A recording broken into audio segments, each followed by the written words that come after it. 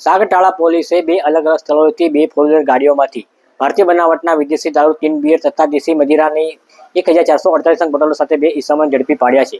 પોલીસે ઝાયલો તથા બ્રેઝા ગાડી સહિત કુલ 7 લાખ ઉપરાંતનો મુદ્દામાલ કબજે કર્યો છે. નમસ્કાર, આપની સાથે હું પ્રિયાંક. જોતા રહો સમાચાર વિસ્તારથી. સાગટાળા પોલીસ સ્ટેશનના police sub inspector GB Parmar તેમના સ્ટાફના માણસો સાથે પેટ્રોલિંગમાં હતા. તે દરમિયાન ફાંગિયા ગામના રોડ ઉપરથી ઝાયલો ગાડી નંબર GJ06FD2430 નંબરની ગાડીમાંથી ભારતીય બનાવટના વિદેશી દારૂ, ટીન બિયરની કુલ ₹1,36,545ની કિંમતની 1015 નંગ બોટલો ઝડપી પાડી હતી.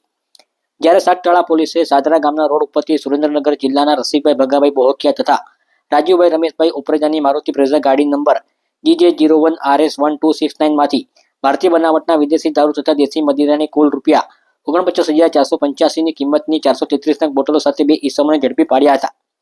આમ સાગટાળા પોલીસે બે અલગ અલગ સ્થળોએથી કુલ ₹1,86,030ની કિંમતની ભારતીય બનાવટના વિદેશી દારૂ તથા ટીન બિયર તથા દેશી મદિરાની 1448 નંગ બોટલો તેમજ ઝાયલો તેમજ બ્રેઝા ગાડી સહિત કુલ ₹7,06,030નો મુદ્દામાલ કબજે કરી ઝડપાયેલા બે ઈસમો વિરુદ્ધ તેમજ નાસી ગયેલા ઝાયલો ગાડીના ચાલક વિરુદ્ધ ગુનો નોંધી આગળની કાર્યવાહી હાથ ધરી છે.